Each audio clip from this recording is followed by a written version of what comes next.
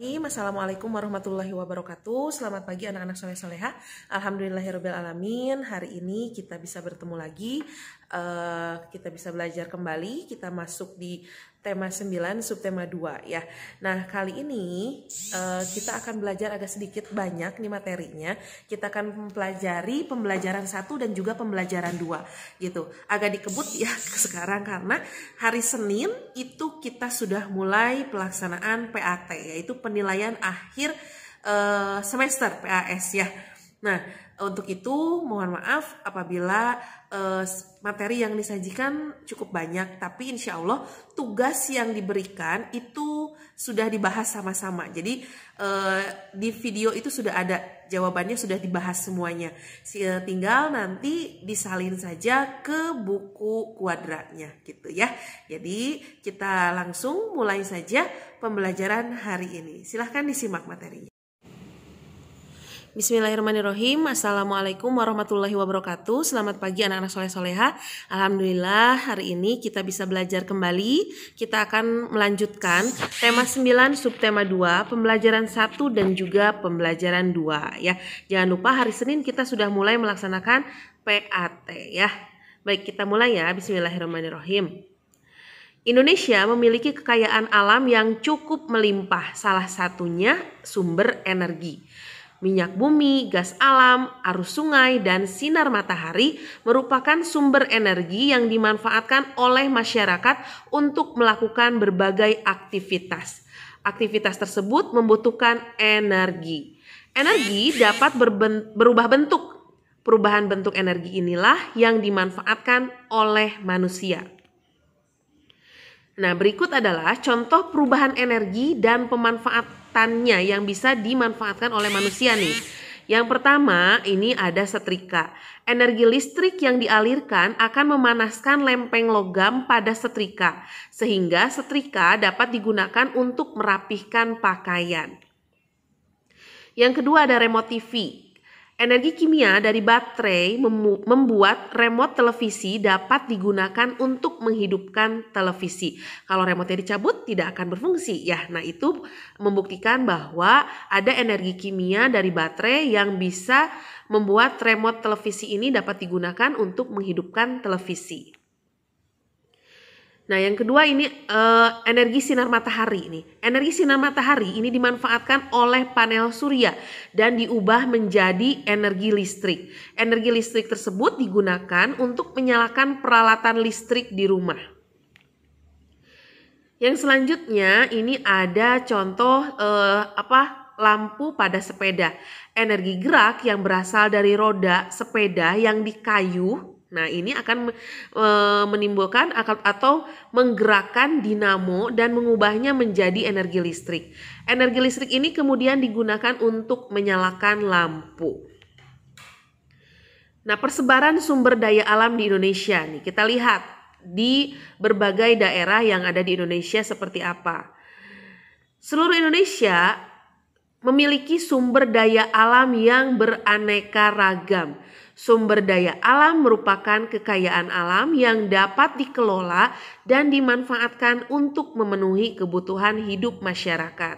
Seperti yang sudah kita ketahui, sudah sering kita bahas, sumber daya alam itu ada dua macam. Ada sumber daya alam yang dapat diperbarui dan ada sumber daya alam yang tidak dapat diperbarui.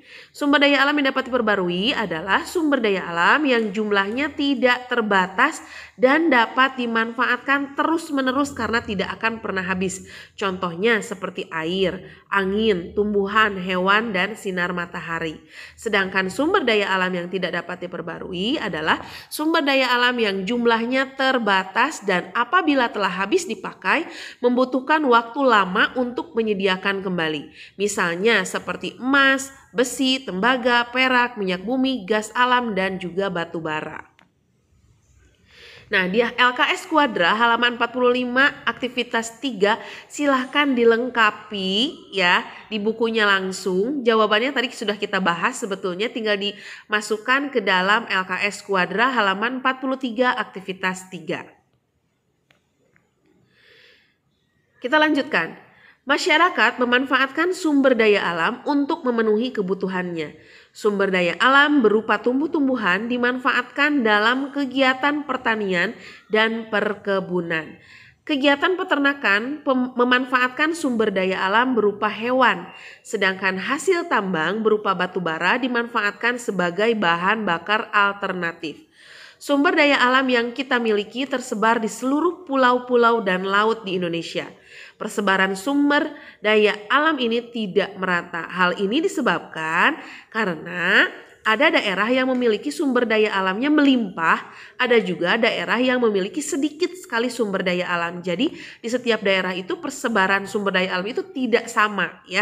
Karena sumber daya alamnya itu berbeda-beda, ada yang melimpah, ada juga yang sedikit. Nah, ini contoh dari peta persebaran sumber daya alam yang ada di Indonesia. Tapi kurang jelas ya, kita lihat di slide selanjutnya. Nah, di buku LKS Quadra halaman 48 dan 49 itu ada 3 peta persebaran sumber daya alam di Indonesia. Silahkan dibuka bukunya dulu. Lihat halaman 48 dan 49. Di situ ada 3 peta persebaran sumber daya alam yang ada di Indonesia. Yang peta pertama ini menunjukkan peta persebaran sumber daya alam yang tidak dapat diperbarui atau disebut juga dengan sumber daya alam non hayati. Ya, bisa dilihat di situ. Yang kedua ada peta kedua dan ketiga ini menunjukkan peta persebaran sumber daya alam yang dapat diperbarui atau disebut juga sumber daya alam hayati. Nah, bisa dilihat di situ ya. Di peta halaman 48 dan 49. Nah, kita isi bersama-sama tabel persebaran sumber daya alam di Indonesia pada LKS Quadra halaman 49. Dilihat petanya lalu disalin ke tabelnya. Nanti hasilnya akan seperti ini. Di Pulau Sumatera nih, sumber daya alam hayatinya ada jagung, karet, dan teripang. Sedangkan sumber daya alam non hayatinya ada granit dan juga batu bara. Di Pulau Jawa, sumber daya alam hayatinya terdapat padi, kacang hijau, kacang tanah, tembakau, udang, dan kerang. Sumber daya alam non hayatinya adalah emas, tembaga, dan minyak bumi. Sedangkan di Pulau Kalimantan ini terdapat ubi dan juga kepiting. Untuk non hayatinya terdapat batu bara dan juga gas alam. Di Pulau Sulawesi kita bisa mendapatkan sumber daya alam hayati berupa kopi, kopra, teripang, dan juga udang. Sedangkan sumber daya alam non hayatinya yaitu timah dan juga aspal.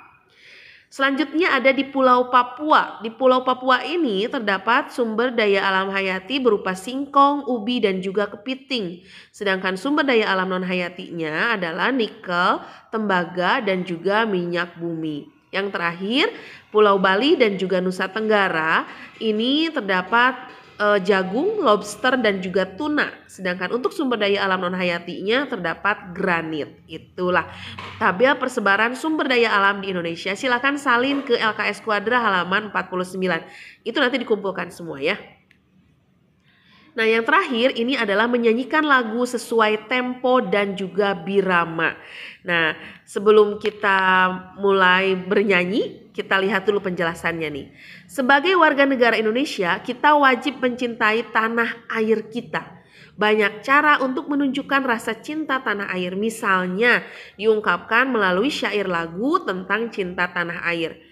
Sebelum kita bernyanyi, ada baiknya kita mengingat kembali cara menyanyikan lagu dengan benar karena setiap lagu memiliki tempo dan birama. Tidak asal-asalan atau seperti bicara atau seperti baca biasa. Tidak seperti itu ya, tapi ada tempo, ada biramanya, ada iramanya ya. Tempo itu apa? Nah, sering diulang-ulang nih ya. Tempo merupakan ukuran kecepatan dalam lagu. Lagu-lagu wajib nasional memiliki tempo yang beragam, seperti misalnya lagu Perjuangan yang memiliki tempo sedang dan cepat. Oleh karena itu, ekspresi wajah kita ketika menyanyikan lagu nasional itu harus tegas dan semangat, tidak boleh loyo ya, kecuali lagunya lagu sedih, lagu Bunda misalnya ya, itu tidak usah dengan ekspresi yang tegas dan semangat ya, tapi sendu gitu ya. Nah, sekarang birama nih, mengingatkan kembali, birama itu merupakan tanda pada awal para nada. Tanda birama biasanya terdiri dari 2 angka. 1 angka di atas garis ketiga dan angka yang lain di bawah garis ketiga pada para nada. Pada tanda birama, angka yang di atas itu menyatakan jumlah ketuk dalam satu birama. Sedangkan angka yang di bawahnya itu menunjukkan nilai not yang menjadi satu ketukan. Nah, birama ini ada 4 nih, ada 2/4, 3/4, 4/4, dan 6/8. Apa saja bedanya nih? Birama 2/4 artinya ada 2 ketukan dengan satuan ketuknya adalah not 1/4. Birama 3/4 ada 3 ketukan dengan satuan ketuknya adalah not 1/4. Birama 4/4 artinya ada 4 ketukan dengan satuan ketuknya adalah not 1/4. Sedangkan 6/8 artinya ada 6 ketukan dengan satuan ketuknya adalah not 1/8. Nah, kita coba dengarkan lagu ini sama-sama ya. Ini adalah salah satu lagu nasional untuk menumbuhkan cinta tanah air. Judulnya adalah Tanah Airku. Silahkan disimak dan dinyanyikan bersama-sama.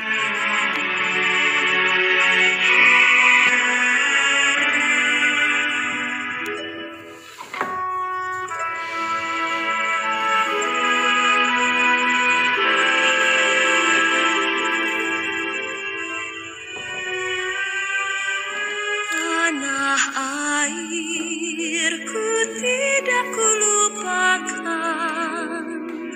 kan terkenang selama hidupku.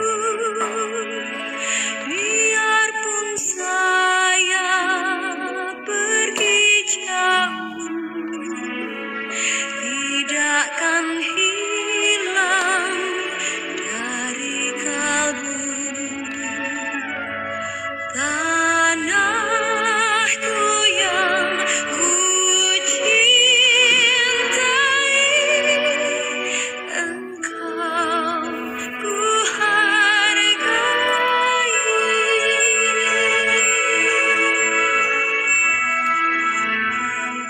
Walaupun banyak negeri ku jalani, yang masyhur permai di kata orang, tetapi kampung dan rumahku, di sanalah ku rasa senang. Tanahku tak kulupakan,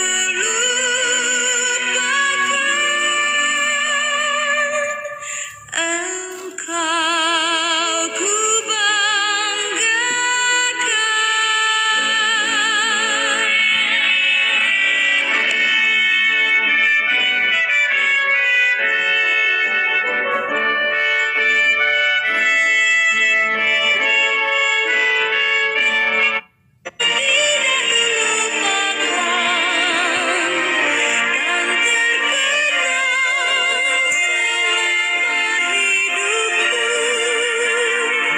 biarpun saya pergi jauh, tidakkan hilang dari kalbu.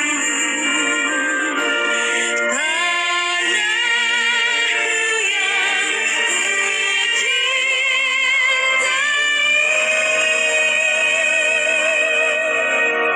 engkau ku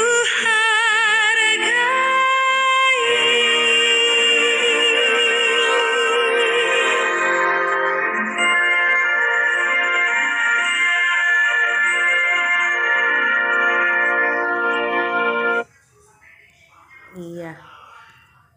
Nah, nih. Gimana nih? Bentar. Lalu gimana nih untuk nextnya? Oh ini, bentar ya.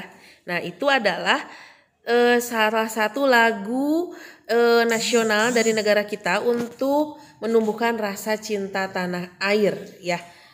Judulnya adalah Tanah Airku. Dinyanyikan dengan tempo larghetto, artinya dinyanyikannya itu lambat, lebar gitu ya.